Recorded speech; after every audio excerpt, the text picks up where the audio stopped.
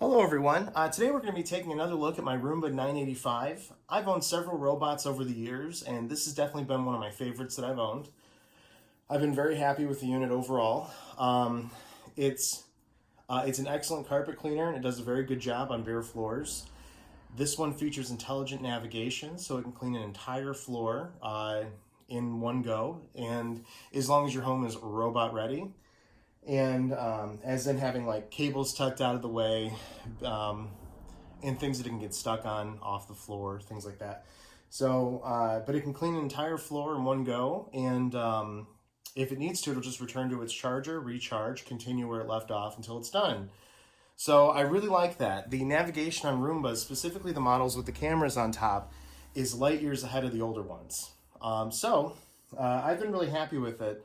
When I got this machine, I think I got this September of 2018, and it retailed for $4.99. I got it from Costco. I believe that it was maybe a Costco exclusive. You can only get it a few places. I got this at Costco. Now, the same model is now $5.99 at Costco. And overall, for $4.99, that's a lot of money for any vacuum. But I've been really happy with it. And I've only had one major issue. One of the reasons I'm doing this, I did have to send this back to Roomba after 10 months of ownership. Well, I sent it back right before the warranty was up, but after 10 months, an important sensor went bad. There's a sensor in here, right around this clear thing at the top of the bumper. And what was happening was it wasn't finding the charger anymore. And I just thought it was a fluke. And it was no longer recognizing the lighthouses, these things. And I have one of these in an important spot because I don't want it to get stuck under a piece of furniture that would scratch it. And it wasn't finding that. And at first I thought it was a fluke. And then I did some tests and I realized something was going on. I contacted Roomba. They knew what it was right away. And after proving, proof of purchase and all of that, they let me send it in, and they had it back to me in about a week, and or maybe like 10 days. After I got the robot back from Roomba, there is one thing that's not quite the same as it used to be. This little side brush clicks when it's running. And I'll show you that in the video, or we'll see if it does it. It probably will. But it clicks from time to time, and it used to never do that. But they had to take it all apart to replace that sensor, so obviously something's not 100% right. Now the warranty's up. I can't do anything about it. But still overall, it doesn't seem like it's harming it. It seems fine, and I could probably loosen this and maybe remedy that. It might just be that this is not seated quite right or something just right there. As far as maintenance on this robot, this is not a maintenance-free vacuum. A big thing now with robots, like Shark has one that has both a self-emptying bin, which I think is a great innovation on robots. The idea that it just empties into a larger container that you only have to empty once a month or so, I think that's awesome. I love that idea. And that it cuts out the filter maintenance. If it's cleaning the filter on its own every time with another vacuum, which is what I've always done with mine, I think that's awesome. That's a big innovation, but they are charging a premium for it, especially Roomba. The Roomba that's worth getting that has that feature retails for $1,300 or $1,400, which is just outrageous. So, and what has me worried is that this one, after 10 months, had an important sensor go bad. If these aren't made to hold up for 5 years, I certainly wouldn't want to spend, $1,400 on it, or $1,300, whatever they are. But as far as maintenance on this, these brush rolls, these counter-rotating brush rolls, actually are really good at resisting hair wrap, which is excellent. And then you just lift this up. You do want to check the ends from time to time. In fact, it looks like there's some over here, a little bit, but hair can get in there. And so you want to check that and clean that out. There's a sensor in here you want to wipe off of some kind. Let me put this back in. There we go. Okay, so you check the ends of the brushes from time to time, and then there's a filter in here that you're going to want to regularly clean. Go ahead and pull this out. The bin itself is easy to empty. That just opens up. And I showed this in my other video, what I do. That's pretty full. There's a lot of dirt in there. Every time I empty it, I clean this filter, because if it plugs up, they don't have that much suction to begin with. If this plugs up, it's going to really reduce your suction. It's not going to clean nearly as well as it can. So whenever I empty it, I will pull this out and I will vacuum it off with another sweeper. I always use this one. I showed this in my other video. This vacuum with the crevice tool does a really good job quickly cleaning off the other side of this filter. and that'll prolong the filter life. You'll be able to use the filter for months before you have to replace it. And but yeah, that's pretty much it. Just keep the brush roll and the filter clean. There we go. And then also, there's a variety of sensors all around the outside of the robot, and keep those clean as well. Just wipe them down with a soft cloth from time to time if you notice that they're getting dusty. I'm now going to do an updated demo of the robot, and I've made a huge mess in my living room. And this time I've put down some heavy particles. They're almost like gravel. The pink and the green stuff, it might be hard to see. I've put down some darker particles, hopefully you'll be able to see that. And then I put down a load of synthetic pet hair. This is a great, I ground it in. This will be a great substitute for pet hair to see how it does with that material. So without further ado, let's go ahead and start the demo. All right, I've got it set up on the app here. I'm just gonna go ahead and hit clean.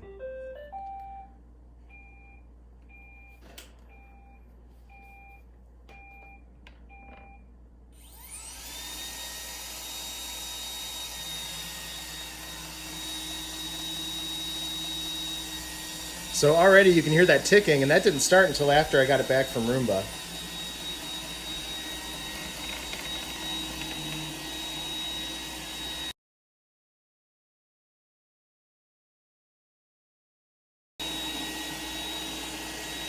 Now, because I made a large mess, what the robot's going to do is if it senses a lot of dirt in a certain area, it will go over that same area 2 or 3 times.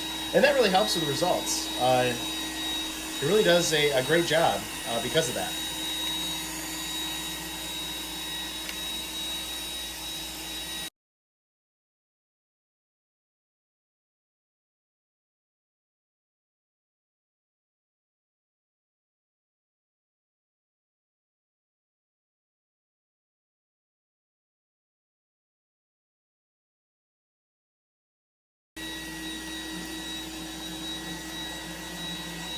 You can see the big chunks, but I did grind a lot of that pet hair right into the carpet. So it's doing a really good job gobbling that right up.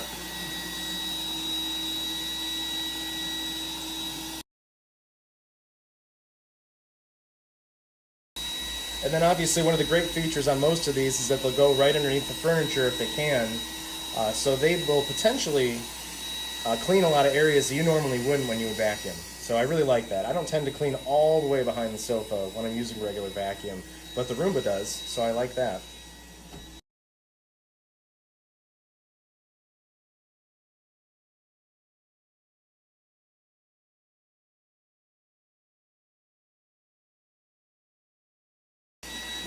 And you can see the nice overlapping lines. One of the reasons it does a great job too, along with going over areas multiple times as needed, it overlaps quite a bit as it goes back and forth. So you get really good results.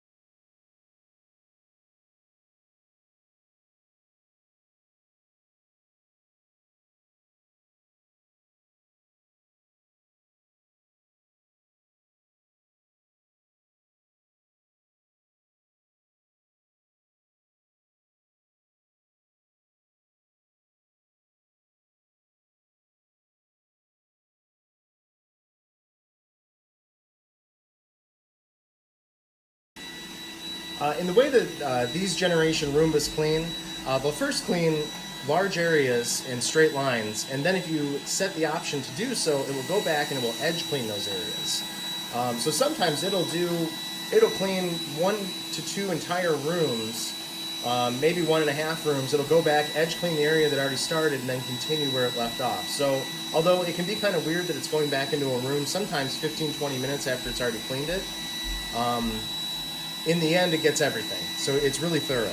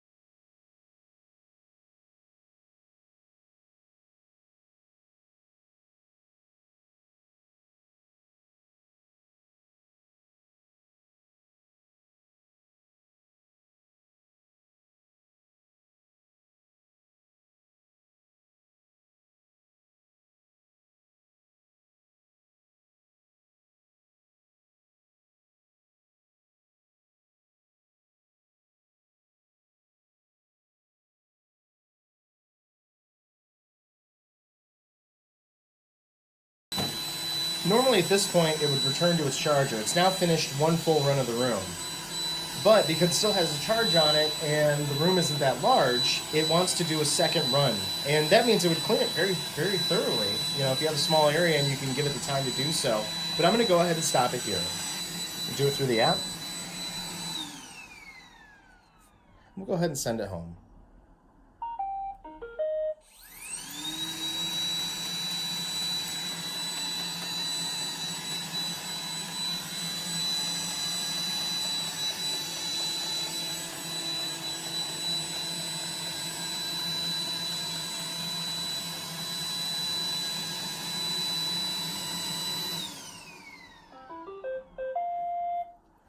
Great, now it's finished.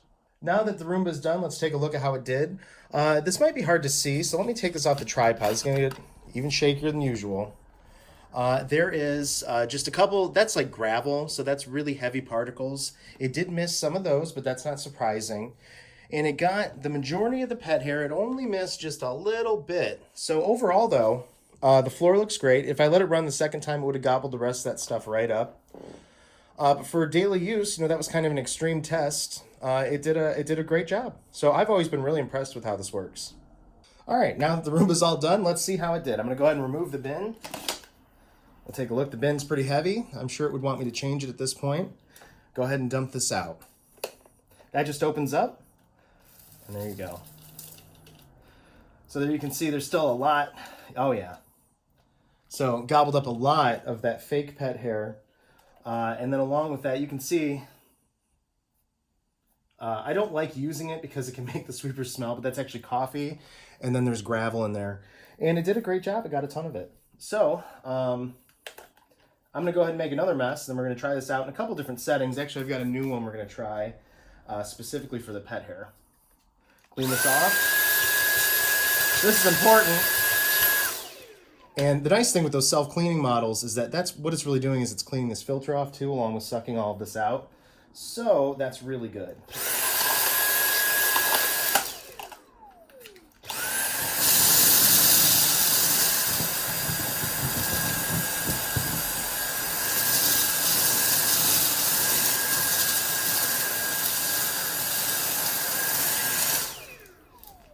All right, I'm gonna go ahead and put this back together and we'll set it up for another test. Okay, now I'm going to demonstrate the Roomba 985 on bare floors.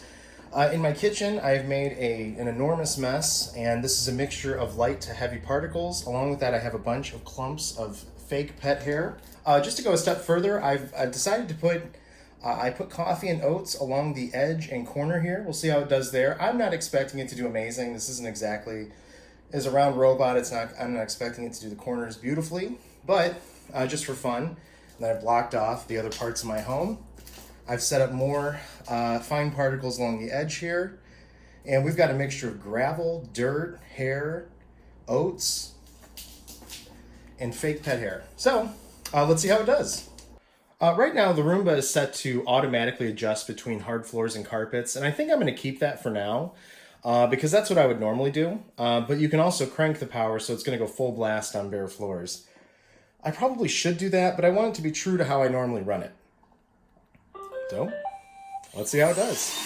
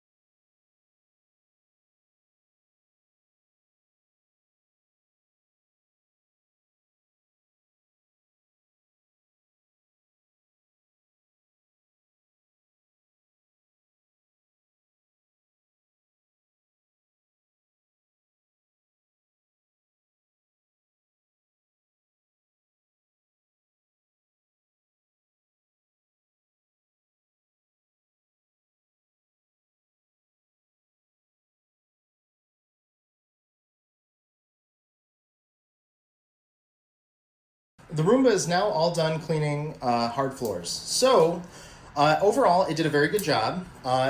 Admittedly, I was a little worried. It pushed a lot of the fake pet hair around because it was in huge clumps and it couldn't easily get that stuff swept under the robot to then suck it up. And it pushed it around a lot, but it eventually got most of it. Some of it did push under my appliances. There's some under the fridge. There's some under my dishwasher. It even pushed a little under the stove. I'm going to have to get that. But overall, it did a very good job considering the immense amount of dirt that I put down. It pushed a little bit of the dirt up into the corner. I didn't have it there initially, but the result here is better than I expected. And just, understand that this is an extreme test. But aside from, it's funny because oats, turns out those are really hard for the robot to pick up every single one. But around the table leg, it did good. It was such a big test, I did let it run twice over the floors because if it's a smaller area, along the edge, it got most of it. Very good. If it's a smaller area, the Roomba will want to run over it multiple times. It'll run as much, at least twice, and it was actually attempting to start a third run, but it was indicating that the battery was low and it was ready to go home too. So I think it was just going to run itself out and stop because I'd blocked off its base station. But overall, pretty good. Pretty good. I'm impressed. All right, now that it's all done, let's take a look. Again, it says the dirt bin is full. It actually wants to return home. First, I'm going to empty it out. Yeah, too much dirt in there. The bin is overly full, and it's saying that it wants to be emptied. So that's understandable. And again, that's a ton of dirt. So it really did gobble up quite a bit. I put down way too much for this thing. But not bad. And actually, the filter is still pretty clean because it wasn't a bunch of overly fine, flour-like dust that could clog up the pleats of this. So I'm going to go ahead and let it charge a little bit. And then we're going to do the final pet hair test. For this test with the Roomba 985, I'm going to call this an extreme pet hair test. On this little area rug here, I have ground in a large quantity of fake pet hair. So there's a lot of clumps on top, but there's a ton ground into the rug itself, and it's looking kind of dull now. So this will be a really good visual representation of how it handles ground in pet hair. So let's see how it does.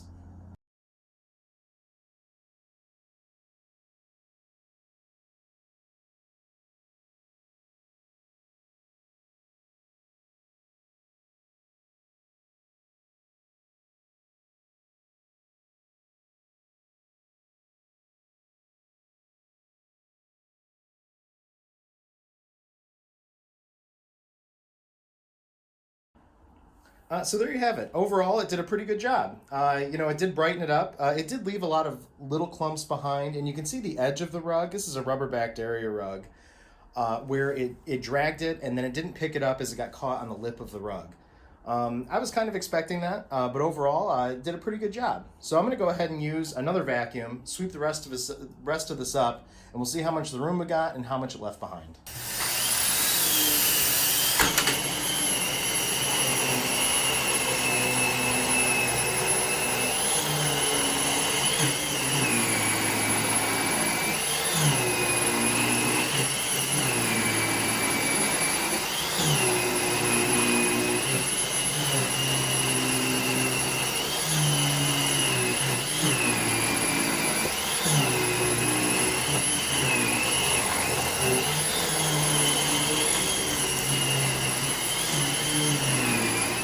So I just picked up what was remaining with my Dyson DC-15.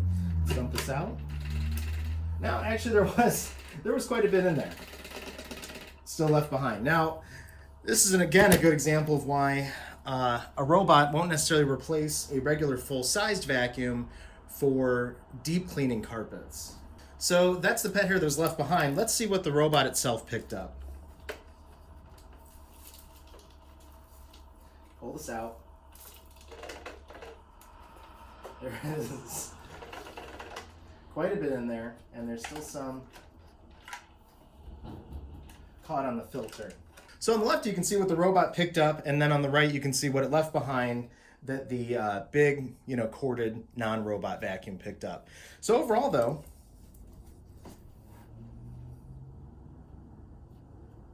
it got quite a bit.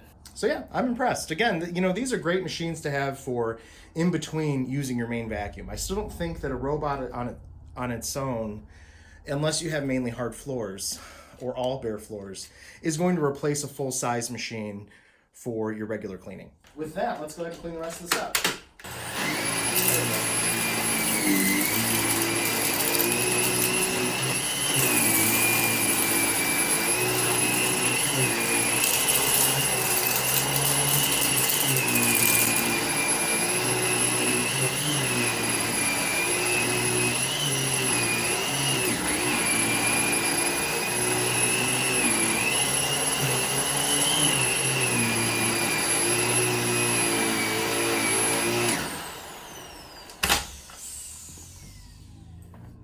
So there you have it. This is the Roomba 985. I've had this machine now for over a year, and overall I've been very happy with it. The only disappointing thing was that a key part on it, a key sensor, did go bad, and iRobot replaced it under warranty, but that was disappointing when it happened. I'm hoping the other one lasts for years. I'm hoping I only have to worry about eventually replacing the battery, which has been fine, and the filters periodically. But overall, I've been very happy with it. The robot does an excellent job on carpet and hard floors, especially for a robot. The performance is excellent. If you had only bare floors in your home, I do think this could be your only vacuum. But since I have a lot of carpet, and if you have carpet and area rugs in your home, you really will want to keep around a full-size corded machine for deep cleaning your home, maybe a couple times a month. But for daily cleaning and for in between when you're going to use your main corded machine, it's great. And it's nice that you can run it, when you're not home. You can come home to your floors being nice and clean. It really does take care of the daily dirt without issue. So if you have any questions, feel free to ask. Thank you for watching, and as always, have a great day.